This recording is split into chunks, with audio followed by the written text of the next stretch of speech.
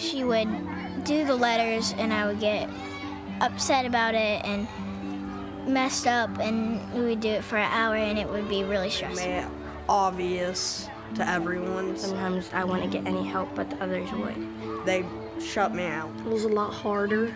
They didn't explain It stuff. was very hard and not very easy to understand. I almost always had to get help. He's different. Be nice, treat him like a smaller person. I had a lot of trouble with reading. It made me feel very sad. It was just hard, and I didn't understand any of it. It was just very hard, and it was very frustrating. The counting and the numbers and the adding and stuff, it's really hard for me. Dyslexia. It affects 1 in every 5 people, yet few understand what it is. Many go undiagnosed. Dyslexia can be a burden that sentences students to failure in school, feelings of inadequacy and frustration in life. They are unable to learn through common educational methods. Nearly 20% of our students have dyslexia, but our public school system has done little to help these children. Dyslexia is a language-based learning disability that is neurobiological in origin. Dyslexia is not always easy to identify in students because there are multiple characteristics that must be investigated thoroughly in order to make the diagnosis. Dyslexia is neurologically based, so that's all in your brain, and it's how they process language.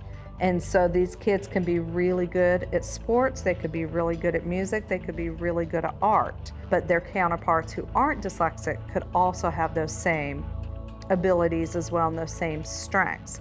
It's when it comes to anything that's language-based, like your reading, your writing, your spelling, your math, that you start seeing the differences on paper. Simply put, the student has difficulty associating the sound to the symbol to read words. It can also be demonstrated in terms of listening to words, reading words, writing words, and enunciating words. So there are multiple different platforms where dyslexia can be exhibited. In 1877, a German physician named Adolf Kussmaul diagnosed a condition he called word blindness. Several of his patients could not read properly and regularly used words in the wrong order. 10 years later, the German ophthalmologist Rudolf Berlin would rename the condition dyslexia. In 1896, Dr. William Pringle Morgan published an article on the condition in the British Medical Journal. He noted that Percy F., a well-grown lad aged 14, is the eldest son of intelligent parents, the second child of a family of 7. He has always been a bright and intelligent boy, quick at games, and in no way inferior to others of his age. His great difficulty has been, and is now, his inability to learn to read. This inability is so remarkable and so pronounced that I have no doubt, he said, it is due to some congenital defect. He has been in school or under tutors since he was 7 years old, and the greatest efforts have been made to teach him to read. But in spite of this laborious and persistent training, he can only with difficulty spell out words of 1 syllable. One of the most early indicators of dyslexia is difficulty with word identification. Sometimes dyslexics memorize words, but they actually don't know the sound that goes to the symbol to read the words. So there's confusion with letters. So that's why they need a very strong phonetically based program to learn how to read. Well, let's say, for example, they're reading a story. If the teacher was going to assign a paragraph to each child, you knew the order they were going, and then you could count ahead. And that's what I would do, is I would say, okay, they're over here, there's 11 more kids before it gets to me, so I'm going to go down 11 paragraphs, and I'm going to read it, so that by the time it gets to me, I'm not hopefully going to stumble over the words or mispronounce them because I can't read them. And so I think that's what a lot of kids do. They find coping strategies, they can mask it, and if a teacher does call on a student, they'll do whatever they have to do to not have to read. And a lot of times they'll start complaining of stomach aches, headaches. They may do something that gets them in trouble because at least it got them out of the room. They would much rather be considered the bad kid than be embarrassed. Their phoneme is the smallest unit of sound in a word. There are 44 phonemes in our English language. For example, the word cat has 3 phonemes, k, at. So those are the 3 sounds that collapse together to identify and read the word cat, or to say the word cat, or to write the word cat. So perhaps a dyslexic student would have difficulty knowing the sound that is actually associated with the letter to be able to read the word. That's decoding. Encoding is the orthographic, the writing of the word, because some students actually can read the word, but they don't know the sound symbol to write the word. Pringle asked the child to write the following words: song, subject, without, English, shilling, and seashore. What the child wrote: scone, skojok, witch out, English, senning, seesaw. The child could not even read aloud one of the sentences he wrote only moments earlier, nor could he read a single word other than the simplest words in a children's book. But the child had no difficulty reading numbers and claimed he was fond of arithmetic and finds no difficulty with it, but that printed or written words have no meaning to him. Pringle also noted that the child's schoolmaster claimed he would be the smartest lad in the school if the instruction were entirely oral. It's a hidden disability. And I always hate to say disability because really dyslexia is a whole set of abilities that non-dyslexics don't have. And what people need to realize is these children are very, very bright. They're average to above average intelligence. They need to learn the structure of our language, and they need to know why you use AY in a particular part of a word and why you use AI in a different part of the word, instead of being given 20 words to memorize that have AI, AY, but they were never told why one is used here and why one is used there. Often dyslexics have very strong visual spatial abilities and skills. They're great inventors, and so perhaps the dyslexic student in your classroom will become the next NASA scientist, but he needs to be able to read the manual. Dyslexia was identified over a century ago.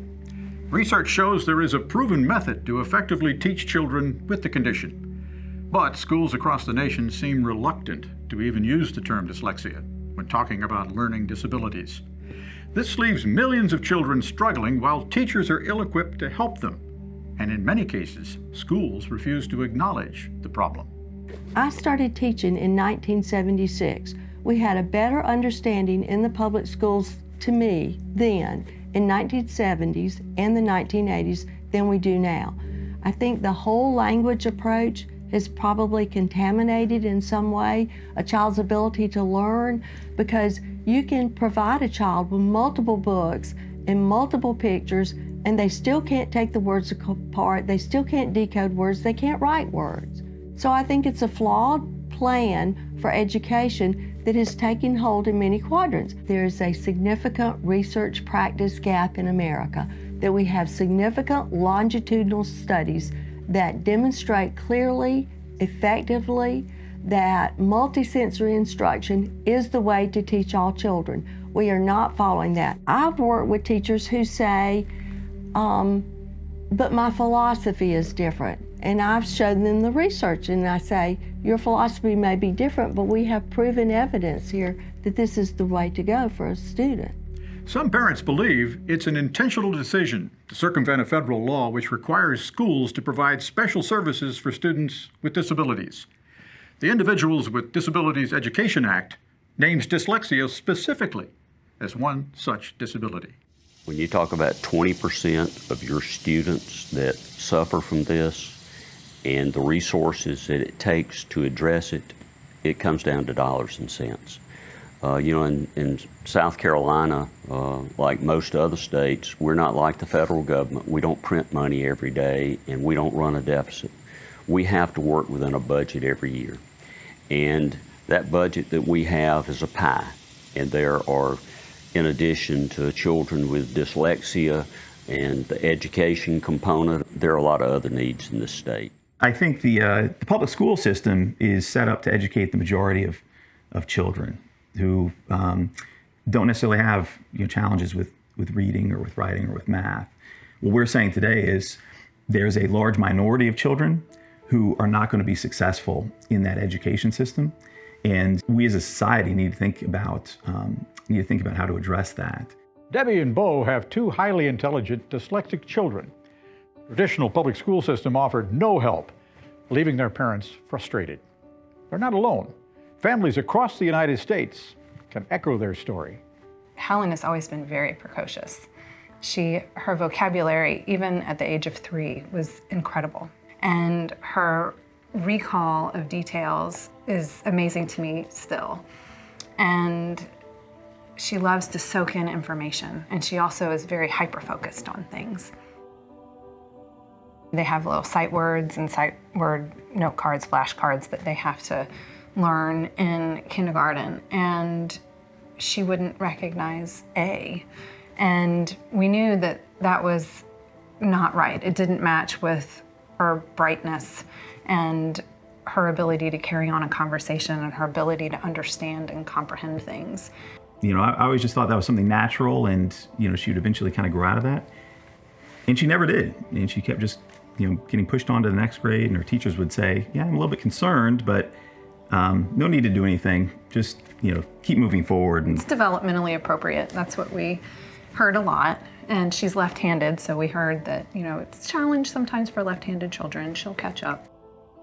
These days, children get homework in kindergarten. So in kindergarten, our 5-year-old daughter was spending an hour trying to read a page of sight words.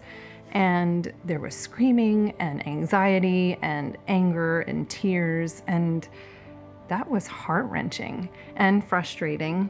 And looking back on it, then I thought, well, this is homework. We're supposed to be doing this with our child. This will help her. This will help her get over whatever hurdles she's having with learning.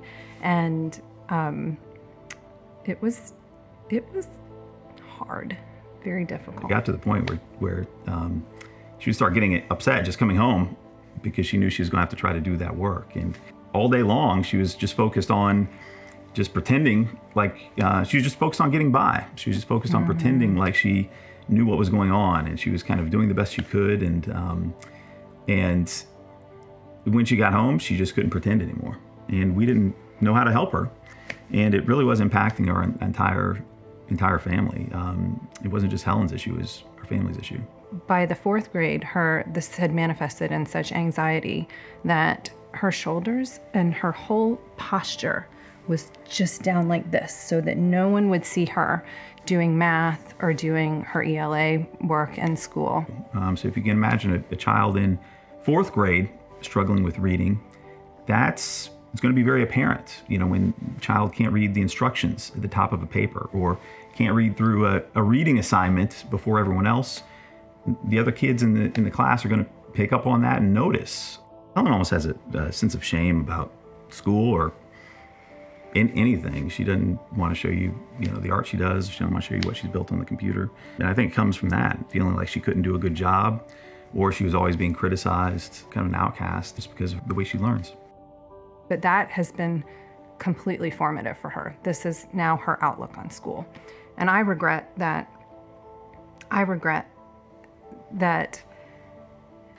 it has become that way for her now. And I don't know if that anxiety about school will ever lessen for her. Dyslexic students can work into symptoms of depression, anxiety, low self-esteem, and low self-worth. And if the child can't navigate the school environment, then how can they feel good about themselves? So they're robbed of life opportunities because we don't provide right instructional methodology.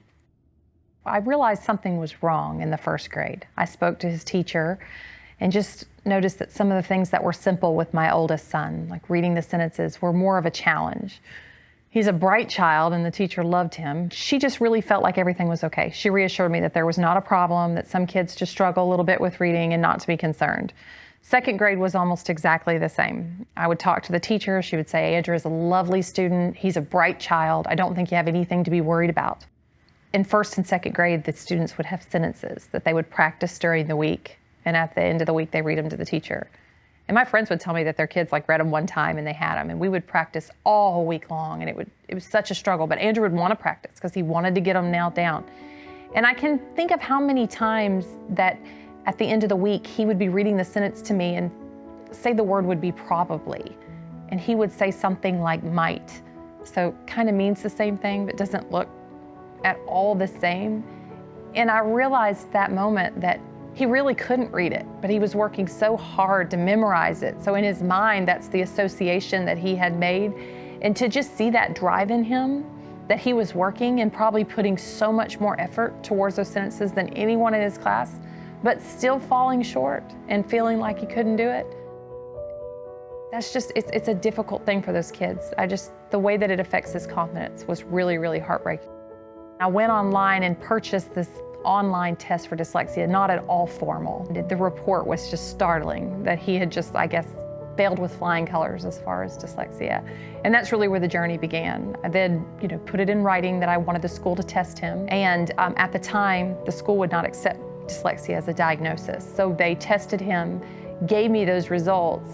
They didn't call it dyslexic, but they said if you were to take these test results to a private institution and pay someone to interpret these results, they would tell you that this is dyslexia. They said, we love having you here, we love having your family at this school, but this is my child. I would take him somewhere else. We have 2 daughters, Emma and Allie. There's a 4 years difference between them. In elementary school, at the end of the year program, Emma would always get the top in class in math, language arts. Several years, she got every single award. So she was always at the top of her class, and Allie was at the bottom. So there was a big difference. When you would go in Allie's school and see, all the kids' paperwork on the wall, it was obvious. Allie was nowhere near the rest of her class. Like, they could write complete, short sentences, paragraphs. And Allie could not. We was thinking maybe autism. Like, there was that much difference between Allie and the rest of the classmates on the schoolwork. Because she would write according to sound. Yeah. I never understood when she was in 1st and 2nd grade, instead, like the word of, I'll never forget it. It's O-F. It should not be that hard to remember O-F is of, but she always spelled it O-V because she spelled phonetically. I know she felt dumb. She felt like she couldn't do it. Heavily intimidated.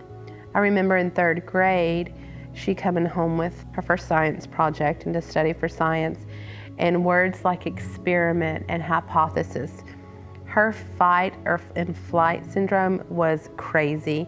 Once she even seen a word that she had never seen before, her mind was shut down because she knew that she was not capable then of being able to understand the words, much less do the work. Making Allie do homework was a nightmare. It was a fight every night, was it not? Yeah, and it was useless to us as a parent, and I hate to say that about education, because she wasn't being taught how she needed to learn, so it wasn't gonna stick. So it wasn't doing any good at the time.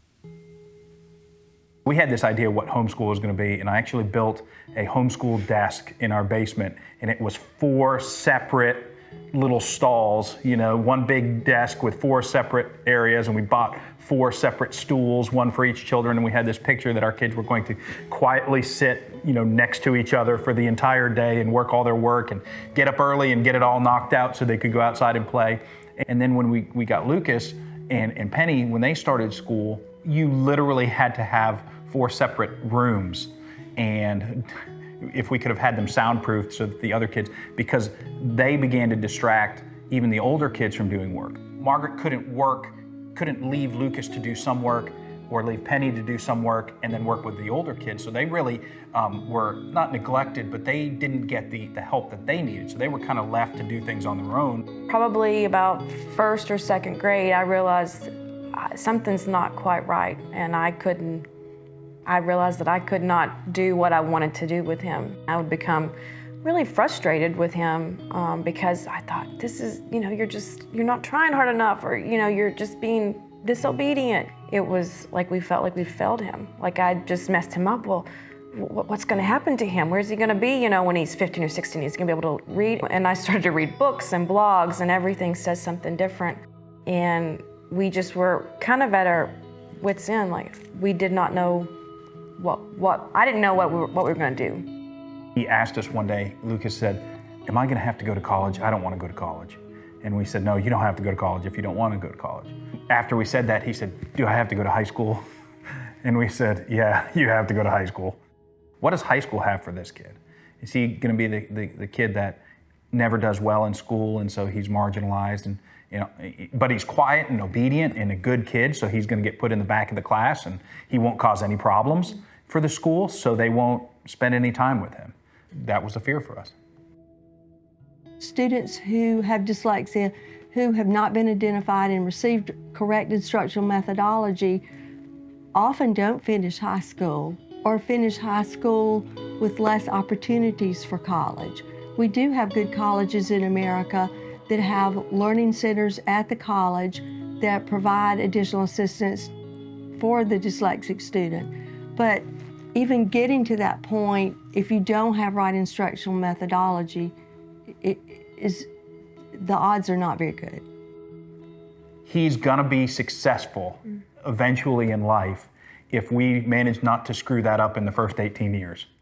We both have background in education, so we'd seen what happens to kids when they are labeled. But if you've got a school of 1,000 kids or 500 or 700 kids and you have just a handful that have special needs, it's difficult to get them the services that they need. When she had me meet the teacher for first grade, I immediately said, I am very concerned about Helen's reading abilities. They don't match her speaking ability, and I am worried that she might have a learning disorder. And she said, oh, she's left-handed, developmentally appropriate. And even throughout first grade, when Helen was in first grade, that just continued to be the conversation. And we had her tested formally. It came back with a diagnosis of dysgraphia and low reading fluency, which all falls under the umbrella of dyslexia. And no one really did anything. We said we'd like an IEP or a 504, and everyone said, well, she's performing on grade level, so we just don't really think that anything is necessary at this time. And it wasn't until her anxiety got to the point where she was having panic attacks in school that they finally said, oh, let's look at a 504 plan and give her some accommodations. I said, Brian, something's just not adding up. And I sat with her for 2 weeks, did her homework, and then Brian sat down with her for 2 weeks and did homework with her.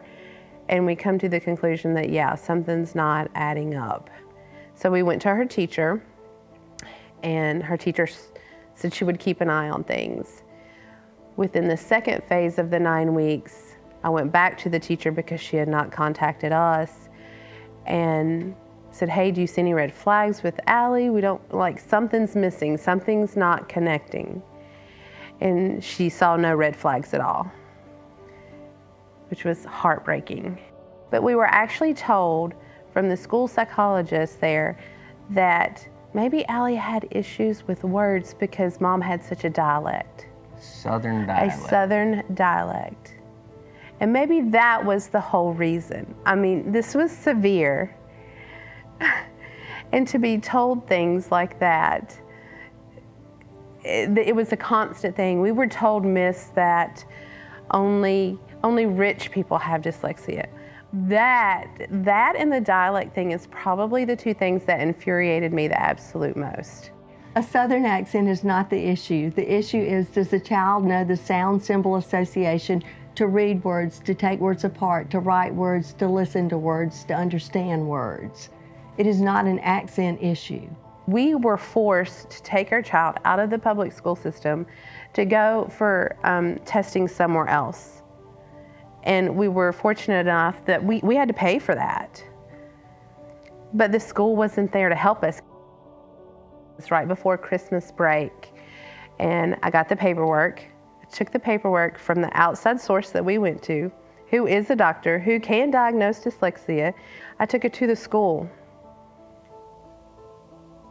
And it sat there at the school for about 3 weeks. And I went to the principal and I said, you know, what's up? What are we going to do about my kid? And she says, well, is there a problem? We couldn't get the school to even read it. So we had a doctor's orders that clearly diagnosed it.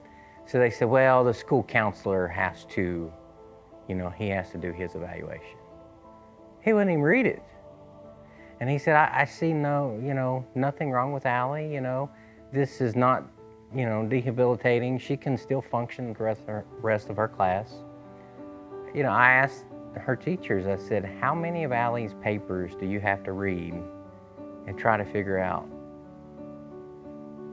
what the heck it says? She said 100%. And then I asked her, I said, are you holding that against Allie?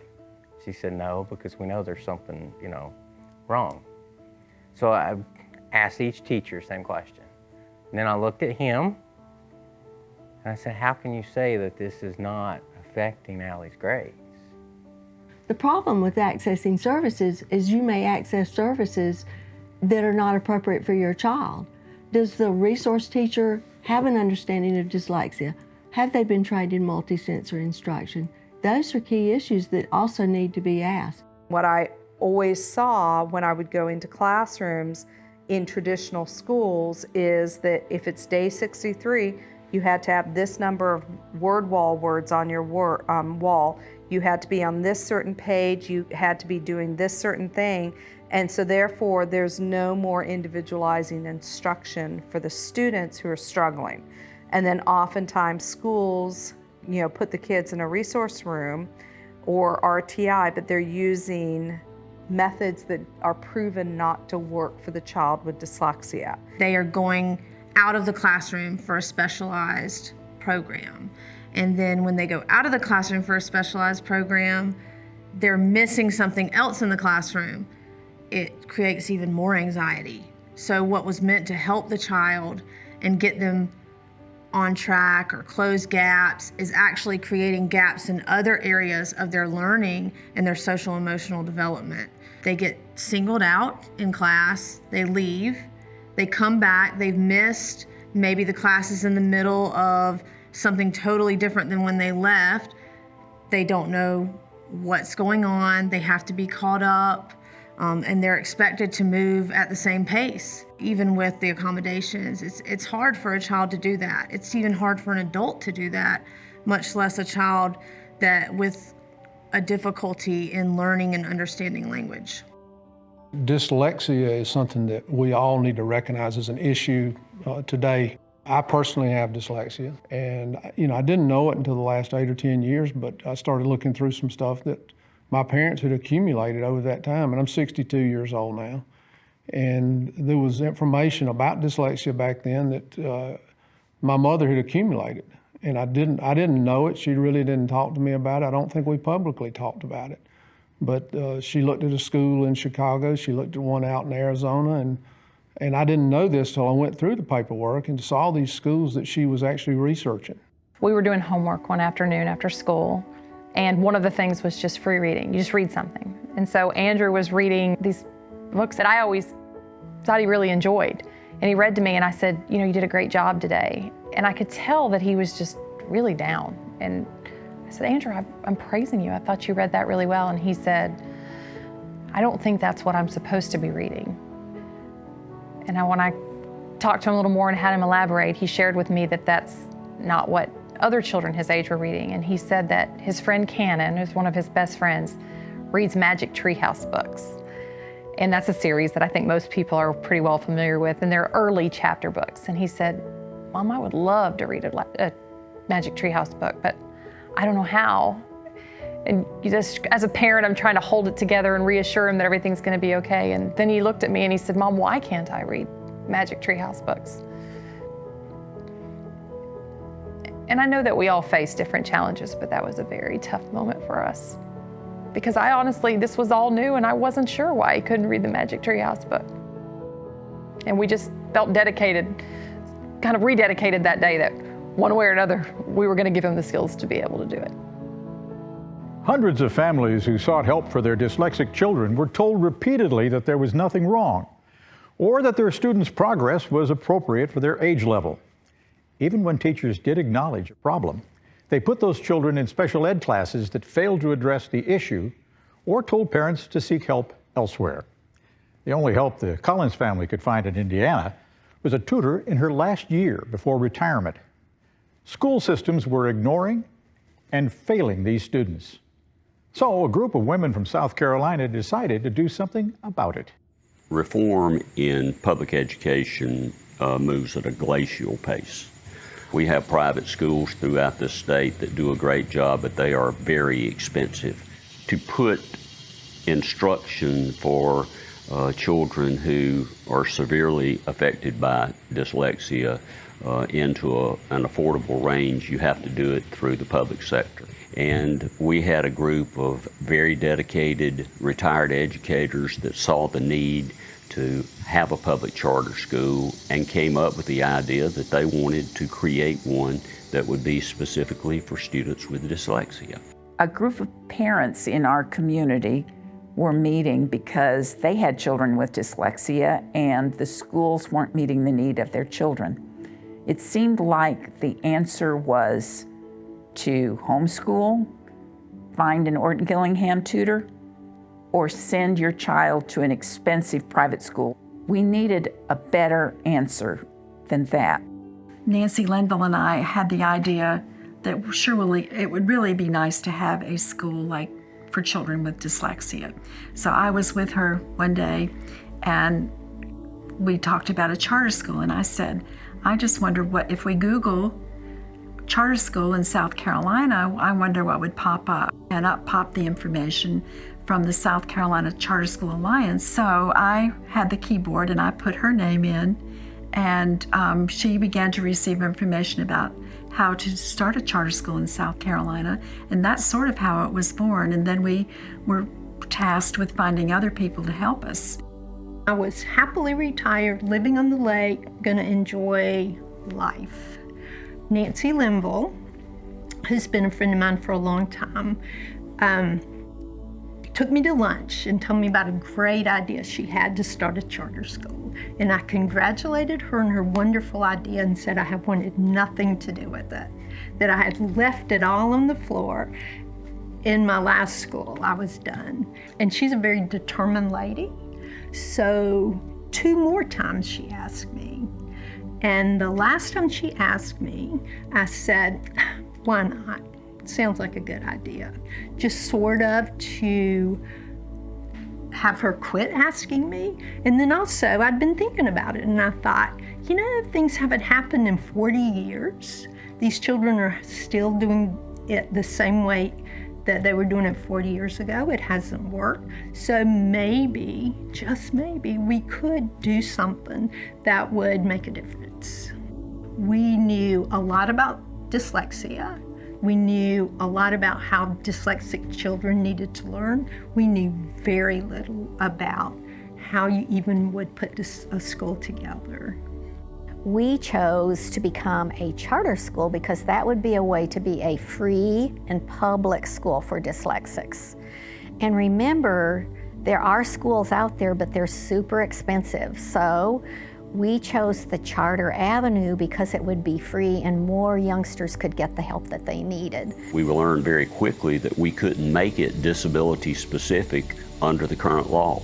So we had to amend the public charter school law so that we could then have disability specific schools, because under the former law you had to admit anyone to that school that had a disability. So we were able to change the language, make it disability specific, and that was the key to the success. Well, he introduced it. It never even went to committee. It was passed and became law in 3 months. So that was a miracle that allowed us to be mission specific for children with dyslexia. Then it was time to figure out, now how do you navigate the process of getting a charter? And that's complicated. You need a sponsor, and we determined that the best sponsor for us would be the Charter School District of South Carolina.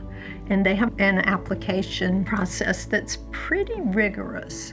So we got to work, and we worked, and we worked, and we worked. We had to create and write a lot, and we had to be ready to win or be awarded the P&I grant. Took about 3 years to write the application. We did inordinate amounts of research. Sometimes I felt like I should get a PhD at the end of it because it was just that detail. We knew of some schools that were teaching dyslexic children very well. So we started traveling and visiting schools that were doing what we wanted to do to see how they did it. We quizzed them on how they got started. We also learned what they wished they had done differently, which was huge for us because it kept us from making some mistakes we would have made. It was a ton of work. It was constant work, and there were bumps in the road along the way. We just had to be very tenacious.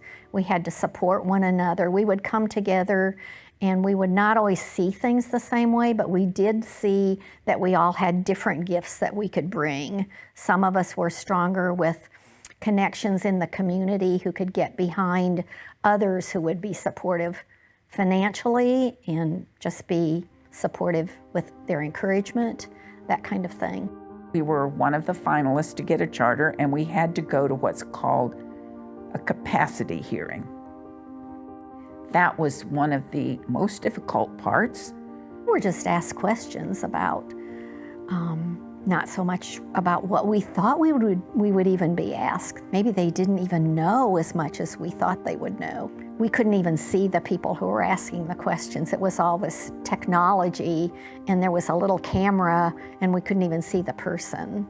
So that was very strange. There was a lady that we could not see. She had a little cylinder that came out from the wall, and whenever you talked, the cylinder would point at you, and you talked, and she was someplace, maybe in Pennsylvania, probably sitting in her pajamas in her living room, listening to us.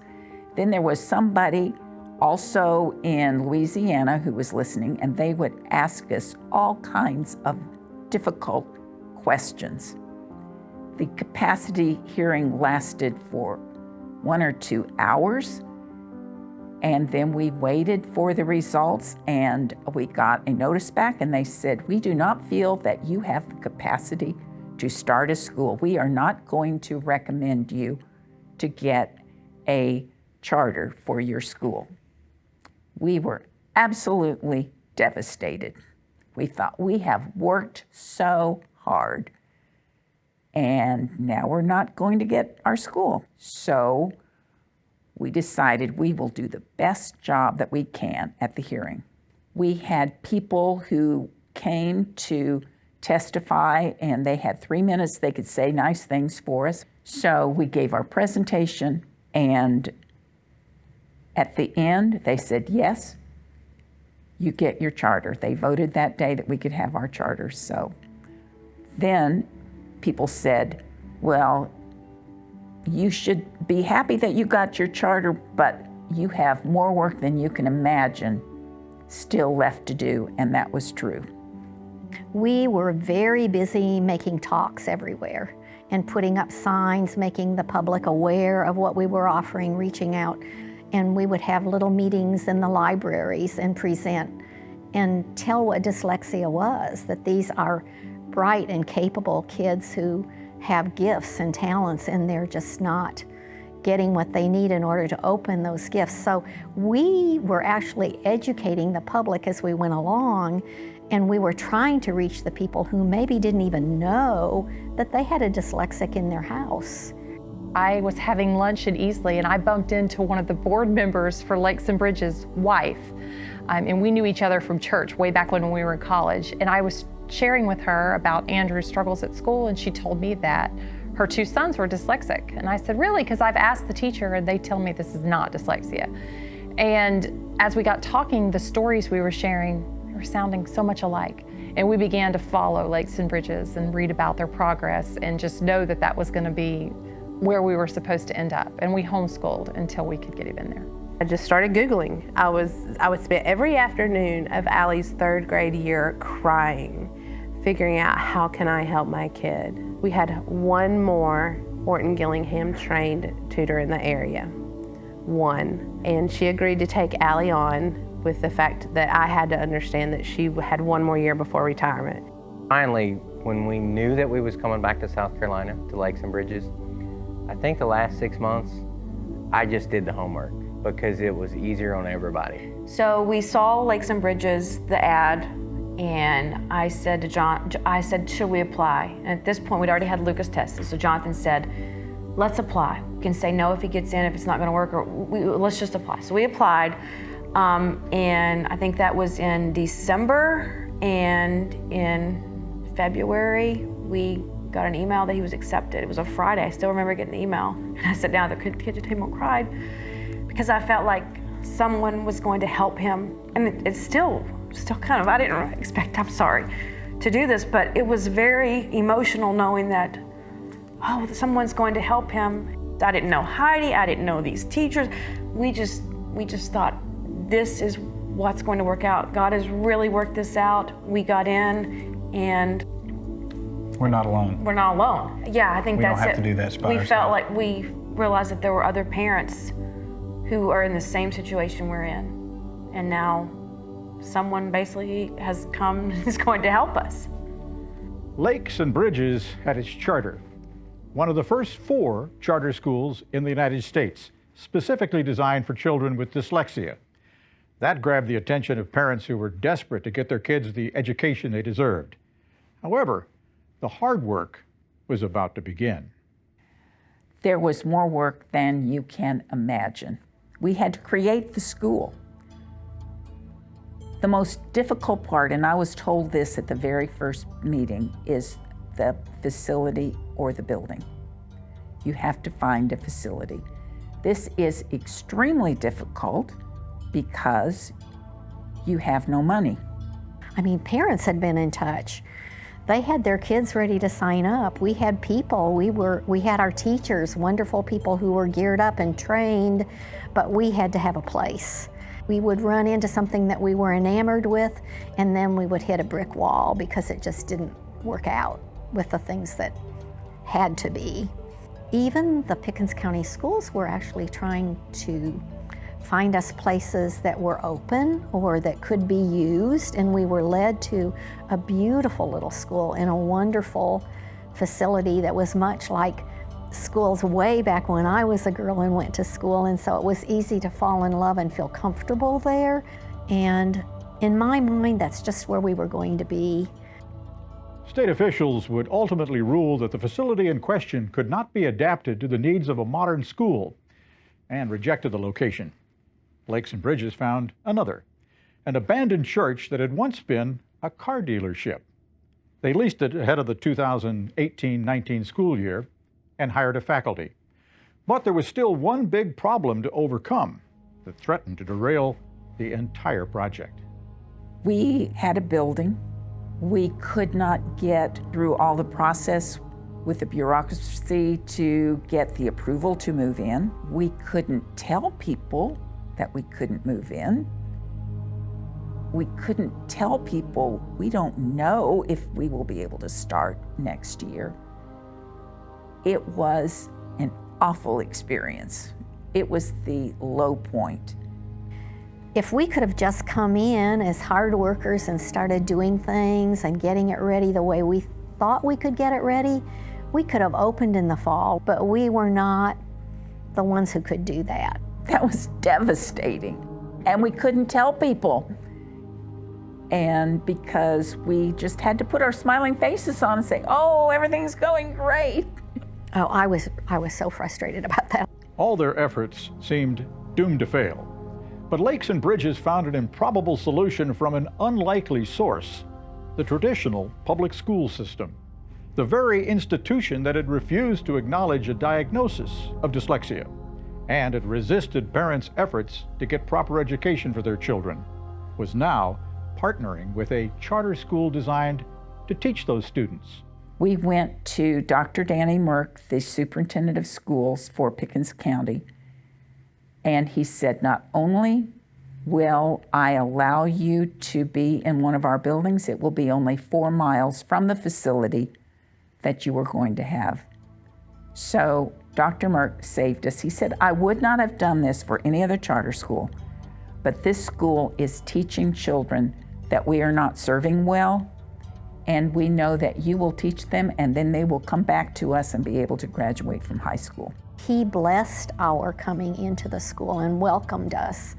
And that was a very warm and moving time to see that people did believe and were aware of the problem and were willing to step out and offer a spot for us.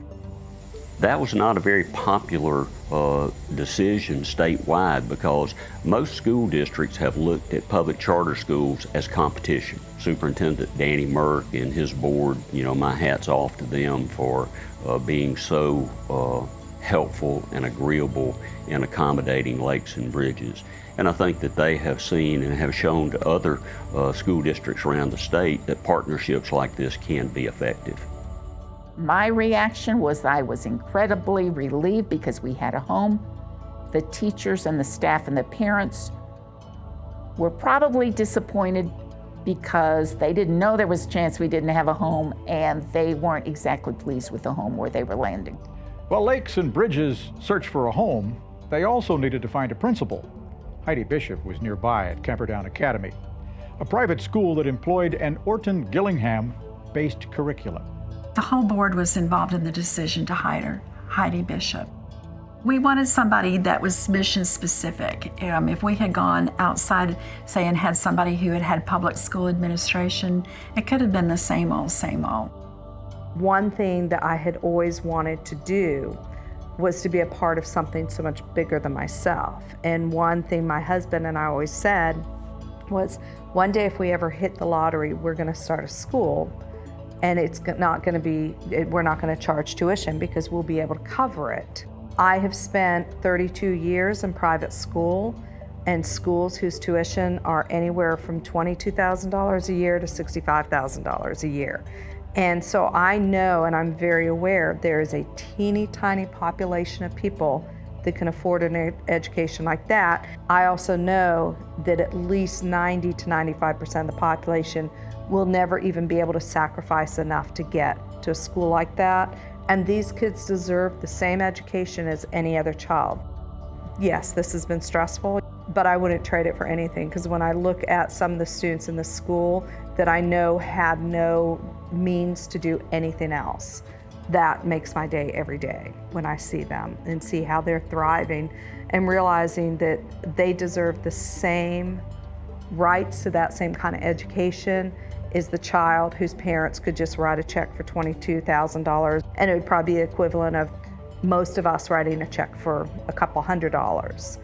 Now that they had a principal, Lakes and Bridges needed a curriculum that would give dyslexic children the tools to succeed when they re-entered the public school system as high school students. They used multisensory courses based on the Orton-Gillingham method of teaching.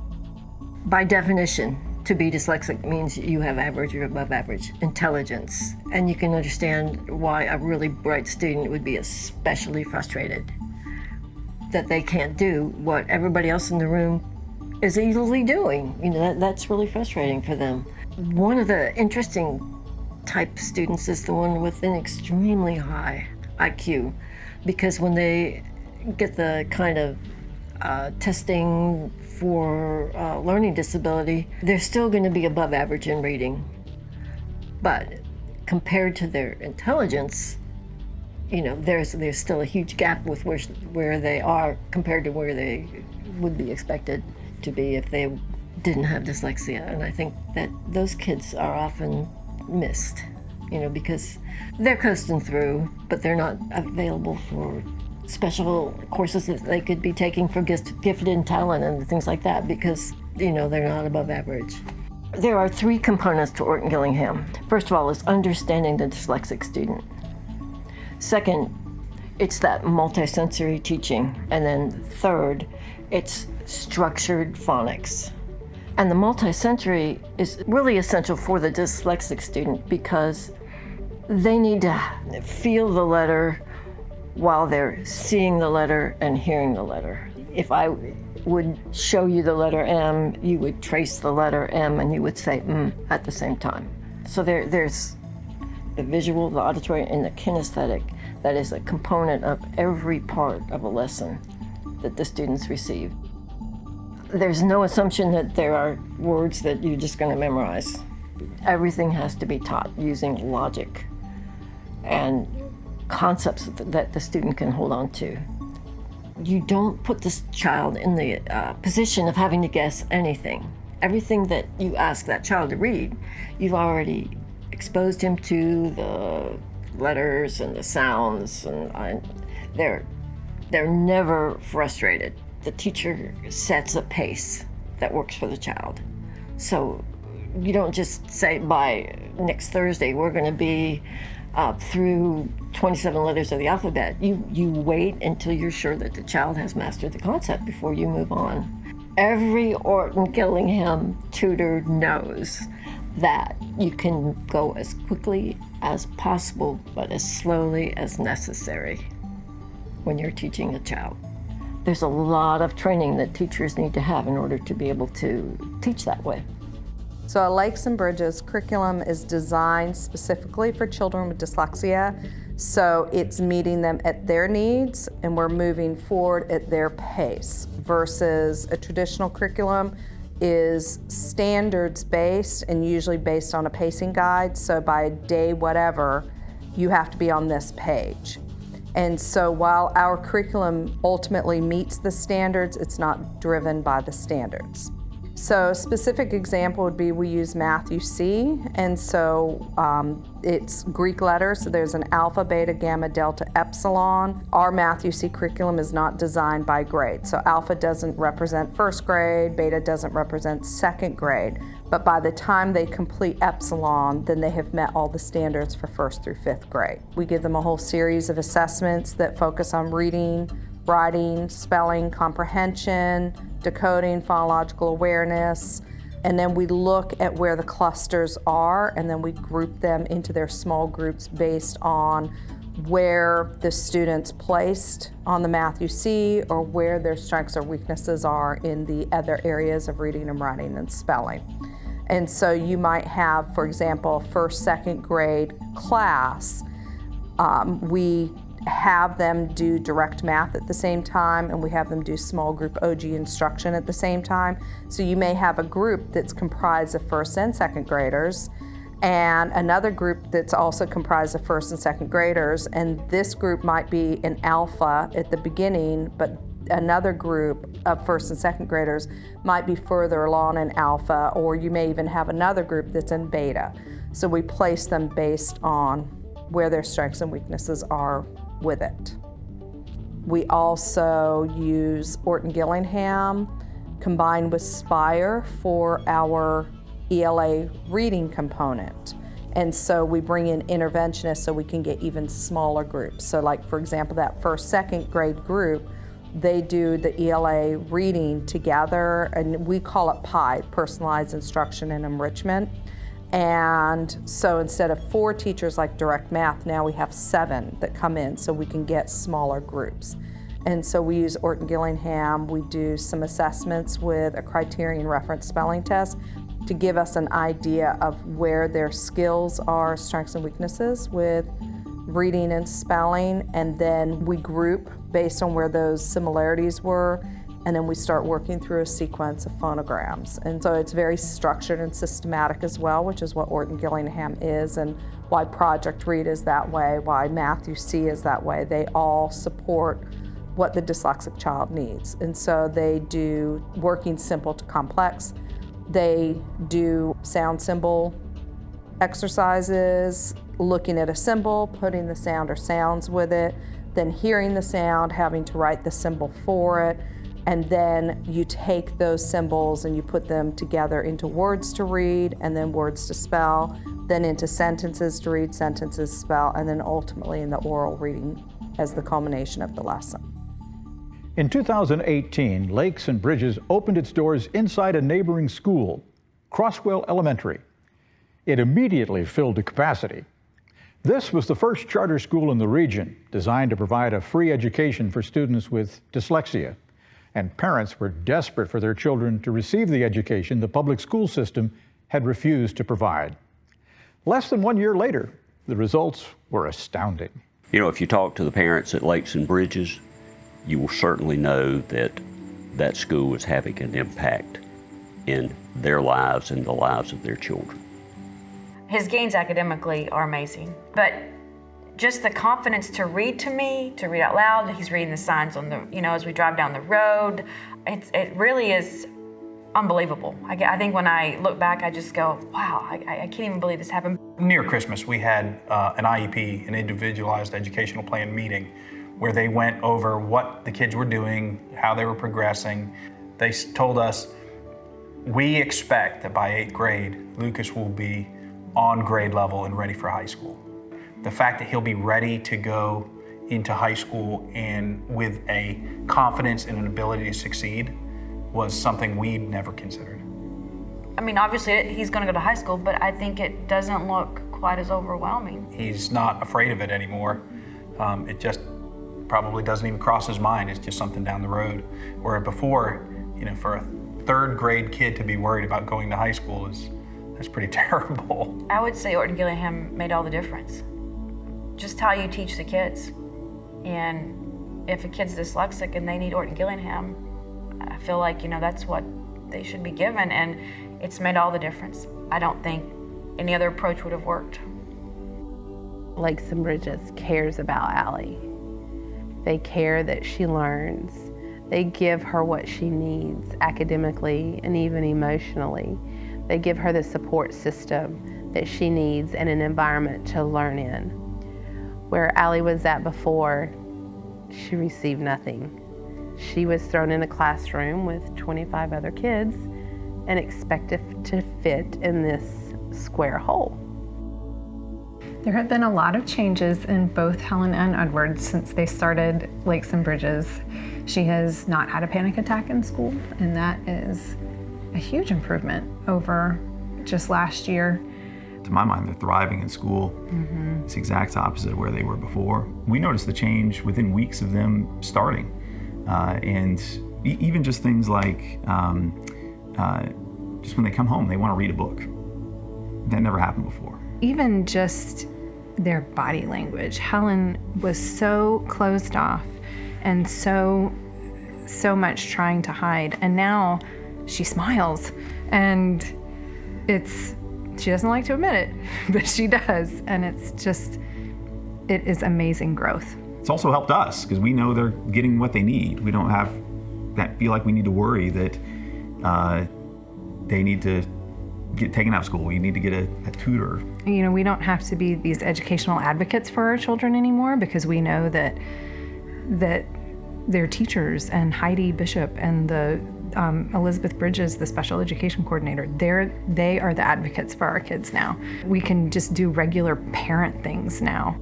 The biggest difference that comes first is the emotional difference, the child's confidence. They're happy to go to school. They no longer fight their parent in the morning about going to school because they know that they're coming to a place where they feel safe, where they feel it's a risk culture, where they can make mistakes, where they know that everyone is at a level playing field because they know that they have the same struggles as other students in their class. We had children that prior to coming to us would get out of the car at their local public school and they would run away because there was so much anxiety, and it was a real struggle for those children to go through the school day. But that is over now. In fact, one of the children that would run away was one of the leaders of the talent show that the school most recently have, which was very heartwarming to see. Got an email last night from one parent whose child gets up very early every morning because he cannot wait to be at school. He was actually really sad this past weekend because it was the weekend, there was no school, and he wanted to be here. Walking through dyslexia with a child who feels bad about himself is a crushing experience as a parent. I felt helpless to reassure him that things were going to be okay. Now that he's in Lakes and Bridges, it's almost a non-issue. He doesn't worry. He feels like every other child around him, and I don't think he even identifies himself as dyslexic as much as he identifies himself as a child that's lucky enough to go to Lakes and Bridges. The biggest thing is confidence. And that may not sound like a lot, But when you're if reading is a struggle and you already are struggling and you feel bad about yourself and you're worried about what the people around you are thinking, about whether you understand it or whether you're saying it right, it makes the challenge so much bigger. And the fact that Andrew is around children that struggle the same way he does, he's more comfortable reading to me and saying, I don't know what that word is, or slaughtering the word, which I love it. I love when I hear him guess. I have a child that would never try before. If he couldn't see a word, he would look at it. You could not make him try. And now he'll try. Obviously, academics are important to me too, but what I'm saying is the academics go hand in hand with the confidence. I really think that he was so insecure that that in itself was a barrier to him getting where he needed to be academically. I cry a lot. I feel having him at Lakes and Bridges has been a tremendous blessing for my family, and it's a feeling that my husband and I are moved to tears about weekly. For the first time in a few years, I'm not concerned anymore that they won't be able to go to high school or that they're not going to have opportunities for college if that's the path they choose. For the first time since Lakes and Bridges, I feel like they'll have the same opportunities that all children have. I have seen students go from just being horrified at the thought that you're going to ask them to read, but once they've encountered success and they know that they have the tools inside their own brain to decode words, they are proud of it and they want to use that skill, and they'll start with reading the stop sign, and move into bragging a little bit about what they can read, and then get so excited seeing kids just using their free time to sit like in the playground and look at a book, read a book, because they're so excited about the story that they're reading. One little boy talks about, there's a book called The Invisible Boy that his mother, who's one of the teachers, has in her classroom. And when he saw that book, he said, "Oh, Mama, that was me. I was invisible until I came here. And at Lakes and Bridges, they see me." The first time I heard that story, I cried and cried. I could still cry. It's just amazing. They have not only the academic struggle to get a grip on language, like learning how to read, how to write, how to spell, but there are huge emotional layers. And for them to be overcoming that and to feel like they no longer feel that they're lazy, or they no longer feel that they're stupid. They know they're working their hardest. And so all of those things are being reinforced. Lakes and Bridges was housed in a school that wasn't designed to meet the needs of dyslexic students, but their emotional and academic growth was remarkable. Now that the renovations were completed, they started their second year in a new home built just for them. I think that what we are doing and what we've accomplished this year actually far exceeds anything I thought we'd be able to do in a first year. It was difficult to integrate 110 students from 110 different backgrounds, not only academically, but socioeconomically, just the whole thing, and we were able to do it. We have students coming from all over the upstate and even other parts of the country and of the state. And so all of the paperwork and coordinating all of the plans so that they're compliant with timelines, communicating to teachers about those plans, communicating the way the district wants those plans handled and organized and followed through with. It was very challenging for one person to do that in a mass amount, and I had never done that before. It was very stressful, which education is anyway, because you feel like you have all these children's lives on your shoulders, their education. But then it was also having all the compliance, because especially with an IEP, it's actually a legal document. But we did it, and it's one of the hardest things I've ever done career-wise in my life. One of our goals at Lakes and Bridges is that every child's going to make at least 1 year's progress. Teachers are reporting that kids who came in with IEPs, individual education plans, from other school districts, in the first 3 months, many of them had met their year goal. and they had to be rewritten. So that either means that the kids are learning much more quickly than had been anticipated, or that their other schools had expectations that were too low. The biggest revelation for us has been the social emotional growth. That was very quickly apparent. Kids that had felt like failures or had given up on themselves seemed to find themselves again at Lakes and Bridges, get new confidence. They were happier, they were working harder. Their parents reported that they were excited about coming to school instead of dreading coming to school. So that was very reinforcing for us. We have students who last year, through the course of the year, just didn't want to be here because they missed their friends. By the end of the school year, we had students that didn't want to leave. We had a situation on the last day of school where school got out and it took 15 minutes of delaying our car line pickup because we had 2 classes that would not leave their classrooms because they were in tears. And they just were not ready to leave school. They wanted to stay in school. They weren't ready for the summer. Because we had to delay school a week this year because of the renovations, I heard from a lot of the parents whose kids were actually very upset that we delayed because they wanted to be back here and they wanted to see their friends and they wanted to be back in school. The first day of school this year went very smooth. I think we had 1 year under our belt. We knew more of what to expect, and being in our own building helped tremendously to really make us feel like we were in our home, that we weren't inside somebody else's home. I think the whole tone is different this year than it was last year. You know, there's just a tone of self-confidence overall throughout the whole school, from myself on down to the teachers to the student. We are starting the year right now right at 150. So enrollment is very well. We have about 49 students on a waiting list.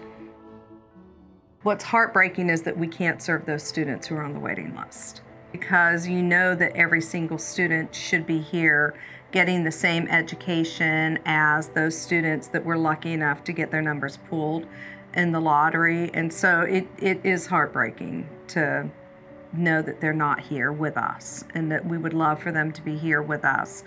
But we also have to keep in mind what our space availability is in this building.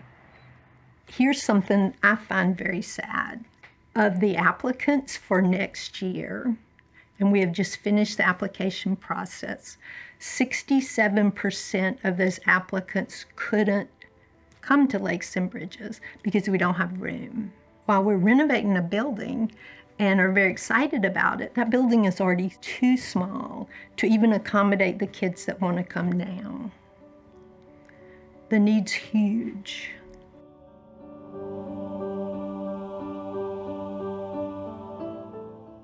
We have surpassed our dream. Originally, we were afraid nobody'd want to come. And now we're afraid we'll never be able to accommodate the kids that do want to come. I think the sky's the limit for this school. The faculty is amazing, the students are amazing, the parents are very supportive. We are creating history and precedence every single day. And so what you think will happen and what is happening don't always match up.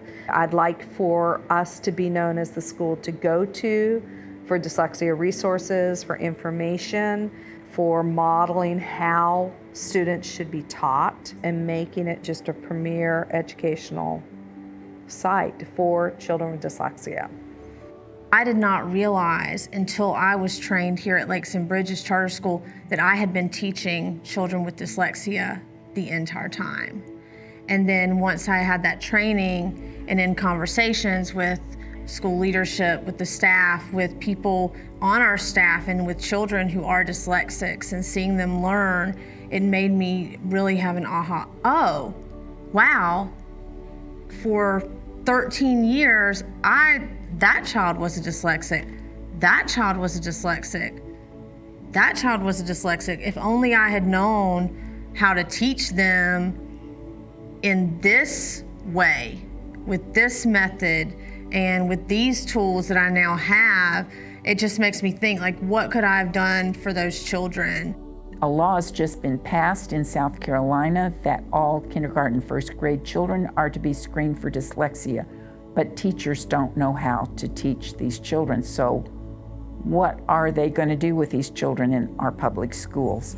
It's one thing to identify the fact that children have this learning disability, but there's another to what do we do to get teachers prepared to, number one, identify it, and then to be able to teach to that student.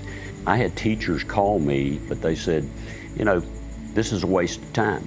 I've never seen anyone with dyslexia. And my comeback to them was, well, if you've never seen anyone with dyslexia, you don't know what you're looking for, because it is prevalent, it is there. It is likely that every teacher has encountered a student with dyslexia, but most teachers are never trained to identify them. After all, 8 out of 10 kids are unaffected. New laws like the one passed in South Carolina that mandates screening of all students for dyslexia are a positive step in getting children the education they need. But with so few schools like Lakes and Bridges, and 20% of the population needing that sort of instruction, the demand for proper education dwarfs the supply.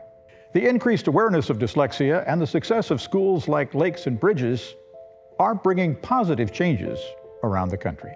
Lakes and Bridges has been a model for other schools that will be starting up in the next year or two. We've had interest from Minnesota to North Carolina to Colorado, even California, and then of course here in South Carolina to open up schools on this model.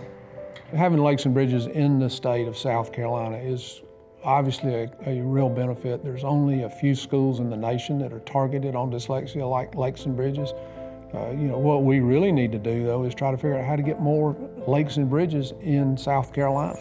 It's going to be up to local communities to take the template that has been developed and make it a reality in those areas. I have thought about the question of why don't traditional schools provide this service? And it's a big question. And, in some ways, it's because it's hard. But if 4, 5, 6 people that know nothing about running a school can start a school that is as successful as Lakes and Bridges, then how hard could it be for a traditional school system that has all the resources that they would want to start a program for dyslexic kids? I mean, it makes no sense to me why we had to do it when they could. I can't answer that question. There's a national problem with understanding how children learn, how they should be assessed, and then going forward, what do we do? Developing a specialized school for students with dyslexia is unheard of in the public school realm. Dyslexia is not a word that's spoken usually in an IEP meeting or an eligibility meeting in the public school realm. Oftentimes a school will throw in just enough to make the general public think that they are doing what is necessary, but they're not willing to really do the research to go back and offer a research-based program for these children. As a society, we have to address the needs of all of our learners. Dyslexia, kids with autism, you go across the board, but dyslexia is one that should be relatively easy because if it's affecting up to 20% of our students. We need more teachers who are trained in Orton-Gillingham, who are trained in multisensory instruction. And we need far more schools than Lakes and Bridges. What we need is a replication of this school everywhere in public, not only in our state, but in all the other states, because in a general sweeping sense, we're failing children in America. We're not teaching them correctly. All the children seem to be challenged with the way things are now. So why not switch over to an Orton-Gillingham type approach? It's going to benefit all the kids. Dyslexic children are going to flourish. other learners are going to flourish, and the whole school district is going to benefit because you're going to have better readers. If a child has multisensory learning, it enhances the ability for them to learn and to retain the learning because it involves all of the sense modalities. So it's the best way for really feeding the brain, for making a deeper imprint. When a dyslexic student is in the classroom and they don't have multisensory, it's almost like making an imprint in the sand and then it vanishes. It can't be sustained. But all children learn better if they have multisensory instruction, not just the dyslexics. You could go back like to the 1890s. I have seen the tests that those students had to take, and they were based on phonics and spelling, and it's all structured just like we're doing in Orton-Gillingham right now. It could change back. We could start teaching whole groups a good phonics instruction so that kids wouldn't have to guess. It wouldn't have to be, do you know this sight word or not that? You know, there would be a chance for all students to have the logic and the structure of our language. I think that would be really good. I know that people believe in what we're doing. It's evident by the long commutes, by the families that are moving to this area, by the support that we get, by the volunteerism we get from people in the community to help us out when there's projects that need to be done. This is probably the best opportunity I've ever had in order to do something that really mattered to people, to other people, and that really could make a difference, because we know that some of the most innovative people in our country, many entrepreneurs, engineers, inventors, writers, are dyslexic. But what we don't know is how many dyslexic people gave up on themselves before they were able to achieve their potential. So at Lakes and Bridges, we have an opportunity to prevent anybody from failing to reach their potential. Dyslexia. It's a condition that affects 20% of our population, but is largely ignored. The issue of educating dyslexics is a moral one. There are millions of bright and intelligent students suffering through childhood and expected to perform in schools designed for them to fail. Perhaps it's not possible for the public school system to provide proper instruction for all children. Perhaps training thousands of teachers in multisensory education is too difficult a task. Fortunately, communities across the nation are coming together to form more schools like Lakes and Bridges, to plug the gaps in our public education system and ensure no child will ever be written off.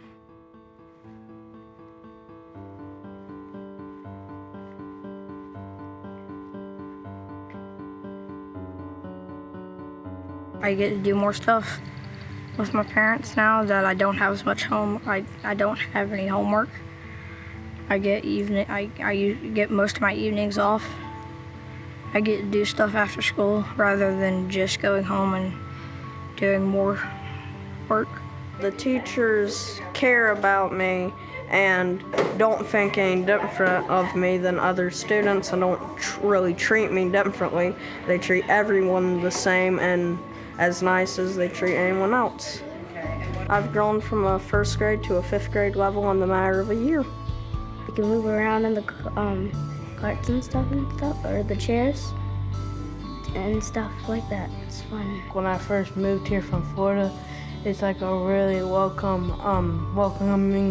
community.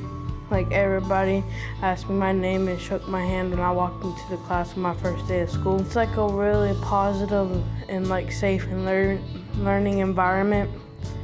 And like all the teachers are super helpful.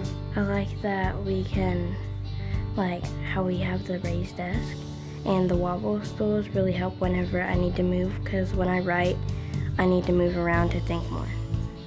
My confidence is better from being Lakes and Bridges Charter School. I love reading now.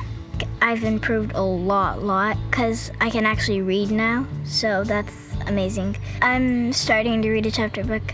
I can read a lot of words in the chapter book, but my mom has to help me a little, which that's great, because I've really been wanting to start a chapter book, but it was really hard, and now I can read chapter books. And I've always looked at the pictures, and I've always wished I could read, and now I can.